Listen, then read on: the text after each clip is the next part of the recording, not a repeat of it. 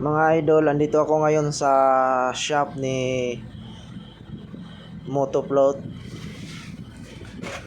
Dito po ako nagpagawa ng mini driving lights at saka horn. Pakabitan ko na rin.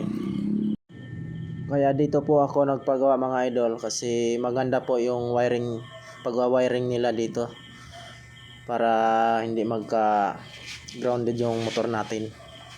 Nakikita ko kasi sa Facebook nila, pinopost nila yung mga gawa nila. Kaya dinayo ko kahit malayo. Solid naman yung gawa nila. Kaya hindi rin sayang yung pagpunta ko. Ayun, tinanggalan nila yung mga pairings. Kasi simula na yung pag-wiring nila. Tsaka malinis talaga yung gawa nila dito mga idol. Makikita nyo naman. Yan mga wire na yan, nakabalot po yan lahat. Wala kang nakikitang nakalabas dyan. Kaya iwas grounded po talaga. Ayan o. Hinihinang nila yan. Ayan o, nakabalot lahat. Yan, mga itim na yan, yan.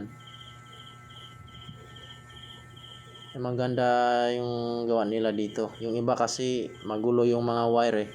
Kaya nagkakasunog yung motor.